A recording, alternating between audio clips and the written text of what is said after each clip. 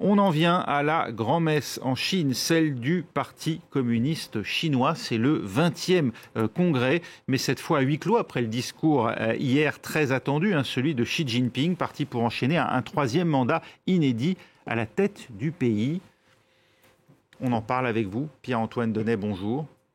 Vous avez été correspondant de l'AFP en Chine. Ce troisième mandat, en quoi est-il historique ? Il est historique dans le sens où c'est la première fois qu'un président chinois est réélu pour un troisième mandat et également pour un troisième mandat de secrétaire général du Parti communiste chinois. Et pour ce faire, Xi Jinping a d'ailleurs fait modifier la Constitution. Donc la question est de savoir aujourd'hui combien de temps va-t-il rester. Je pense que son désir est de rester jusqu'à la fin de sa vie. Dirigeant à vie, ce qui en ferait l'égal de ce qu'a été Mao Tse-tung. Absolument. Et d'ailleurs, on peut dire aujourd'hui que la comparaison entre Xi Jinping et Mao Zedong est de plus en plus claire. Le président actuel s'entoure d'un culte de la personnalité qui est absolument extravagant. La pensée unique en Chine, c'est la pensée Xi Jinping qui est enseignée partout, y compris dans les écoles primaires.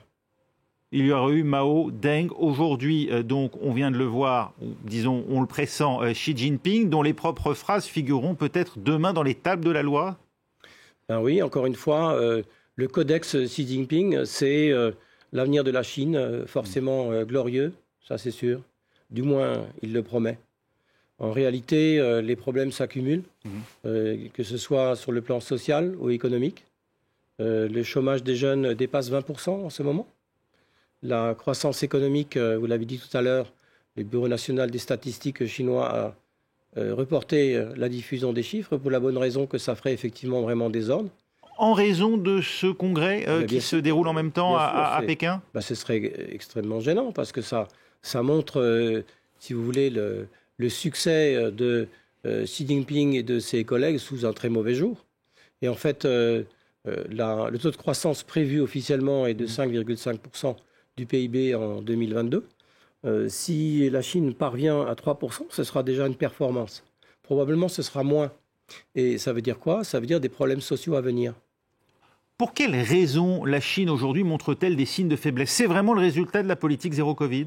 Écoutez, ça a été un désastre absolu. Ça a paralysé les chaînes d'approvisionnement. Ça a découragé les investisseurs étrangers qui sont en train de plier bagages. Ils sont en train de se rendre compte de ce qu'ils considéraient comme un Eldorado n'en est pas un.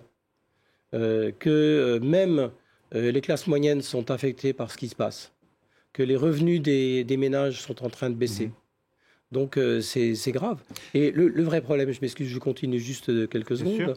Le vrai problème, c'est que dans son discours hier, le président Xi Jinping a bien déclaré qu'il n'est pas question de changer de politique en ce qui concerne le Covid-19.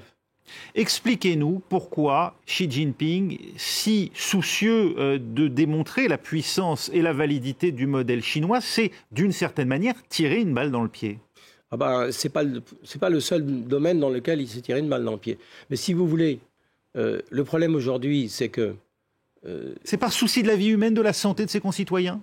C'est ce qu'il dit dans son discours. Son discours, c'est « nous allons continuer la politique qui est celle de sauver des vies ». C'est ça sa véritable préoccupation, d'après vous ? Sa véritable préoccupation, elle est très différente. C'est de montrer au peuple chinois que celui qui commande, c'est lui. Et que s'il le faut, ce sera la terreur. On a bien vu... C'est à ça qu'ont servi les confinements successifs ? Mais écoutez, on a vu des scènes complètement hallucinantes. On a vu des Chinois sur leur balcon hurler le fait qu'ils ont faim, hurler leur haine du Parti communiste chinois, hurler leur haine de Xi Jinping. Ça, c'est jamais vu en Chine, évidemment. Ces images ont été immédiatement effacées. Mais quand même, des milliers de Chinois l'ont vu, et je pense beaucoup plus. Xi Jinping prend le risque du ralentissement économique, il prend le risque de l'impopularité au prix de cette politique zéro Covid. Saura-t-on un jour d'ailleurs quelles ont été les origines de cette pandémie ? Écoutez, c'est vraiment une très grave question. Je pense que plus le temps passe, plus on est à peu près certain qu'on ne saura jamais ce qui s'est véritablement passé. Mais en tout cas... des indices assez sérieux montrent bien que, probablement, encore une fois, il n'y a pas de preuve, il s'agit d'une fuite de laboratoire, de ce fameux laboratoire P4 à Wuhan, qui d'ailleurs, je le souligne au passage, avait été créé avec l'aide de la France à l'époque. On est face à une possible arme bactériologique, comme on l'a vu ? Non, là, j'adhère pas du tout à cette théorie qui, à mon avis, est complotiste. je ne vois vraiment pas dans l'esprit d'un ingénieur chinois le désir de mettre au point. De toute façon, ils ont des armes bactériologiques déjà, mais à ce stade-là, non. Non, je pense simplement qu'il y a eu une erreur, effectivement, qu'ils veulent cacher et qui réussissent à cacher jusqu'à aujourd'hui. Et encore pour longtemps. Voyez-vous la Chine renoncer à terme à cette politique zéro Covid dont on voit bien aujourd'hui qu'elle paralyse l'économie chinoise, qu'elle la coupe aussi du reste du monde? Vous savez, le problème, c'est que cette politique, celui qui l'a mis au point et qui l'a imposée, c'est Xi Jinping lui-même. Et il y a une règle non écrite qui veut que le Parti communiste ne se trompe jamais. Donc son maître, Xi Jinping, ne peut pas se tromper. Si aujourd'hui il change de politique, ce serait un aveu qu'il s'est trompé. On a vu hier du discours de Xi Jinping son passage le plus applaudi. Il concerne Taïwan.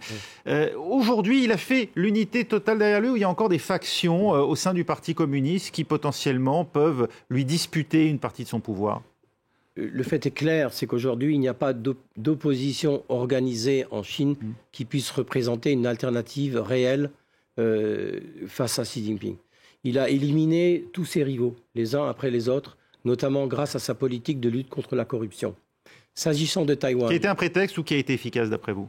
Écoutez, quand cette politique a été inaugurée par Xi Jinping en 2013, peu de temps après qu'il ait pris le pouvoir, évidemment, je m'excuse, cette politique a été applaudie par tout le monde en Chine parce que le peuple chinois est confronté à cette corruption depuis les années 50 et il n'en peut plus. Donc il avait bien sûr l'accord de l'immense majorité des Chinois. Mais son but réel, c'était pas ça. C'était d'écarter ses rivaux. Il y est parvenu. Alors, vous m'avez posé la question de Taïwan. Oui, je vais vous interroger sur Taïwan dans un instant, mais vous évoquez une question intéressante qui est celle de la corruption. On est face aujourd'hui à des pans entiers de l'économie chinoise qui sont des secteurs informels. C'est le cas notamment du prêt. Il y a des prêts notamment aux particuliers dont on ignore d'ailleurs le volume total, ce qui crée un grand sentiment de méfiance au sein de l'économie chinoise, au point même qu'aujourd'hui l'immobilier est affecté. Il y a un risque réel d'effondrement de l'économie. Je n'irai pas jusque-là, on n'en est pas encore arrivé à ce stade, mais en tout cas, une chose est claire aujourd'hui, c'est que le gouvernement chinois et les gouvernements locaux, surtout en Chine, sont confrontés à une dette publique considérable, monumentale, titanesque. Comment ils vont s'en sortir, je ne sais pas. Mais en tout cas, ça aussi, c'est une faiblesse de la Chine aujourd'hui. L'effet de la corruption, du fait qu'on n'a pas assez contrôlé C'est même pas ça. En fait, si vous voulez, on a donné envie au peuple chinois d'acheter des appartements pour assurer leur retraite. On sait qu'en Chine, aujourd'hui, le système des retraites ne marche pas. Il n'y a pas de retraite. Oui. Et donc, ces ménages, souvent des personnes âgées, ont investi leur argent et aujourd'hui ont tout perdu. Donc, pour ces gens-là, c'est un drame personnel très grave. Et on a vu, dans un pays où les manifestations sont interdites, on a vu des centaines de personnes manifester en levant le poing, en disant « rendez-nous notre argent ». On a vu des jeunes manifester devant le siège de Evergrande, qui a été le premier groupe immobilier à faire faillite, en disant « rendez l'argent, il appartient à nos parents qui ont besoin de soins hospitaliers ».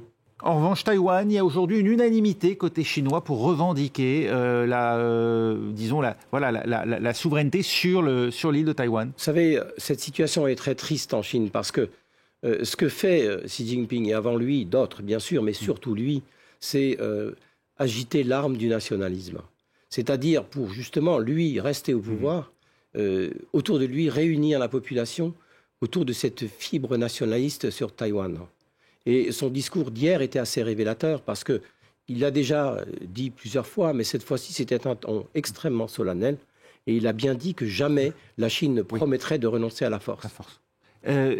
Dernier, vous pensez qu'il va justement passer à l'acte? Il y a un risque sous Xi Jinping d'un passage à l'acte, à la lumière de ce qui se passe en ce moment en Ukraine? Je vais vous dire, pour le moment, non. Parce que Xi Jinping est quelqu'un d'intelligent et c'est un calculateur, c'est un manœuvrier. Il n'a pas ces instants de folie qu'on a pu voir chez Vladimir Poutine. Il n'y aura pas de geste insensé, comme le 24 février en Ukraine. En revanche, le but ultime est certainement, effectivement, d'attaquer Taïwan pour, entre guillemets, réunifier Taïwan, alors que Taïwan n'a jamais été contrôlé par le Parti communiste chinois. Oui. Le risque, si vous voulez, c'est qu'on parle d'un horizon de 5 ans, 10 ans. Mais si un jour Xi Jinping se retrouvait vraiment en difficulté chez lui, dans son pays, lâché par les siens, il y aurait alors un risque de fuite en avant. Et c'est ça ma crainte, c'est que dans ce cas-là, cette fuite en avant le conduise à une décision irrationnelle qui serait d'attaquer Taïwan, où il est pratiquement certain que l'armée populaire de libération serait vaincue. Merci Pierre-Antoine Danet d'avoir été avec nous pour revenir donc sur ce 20e congrès du Parti communiste chinois qui continue de se dérouler.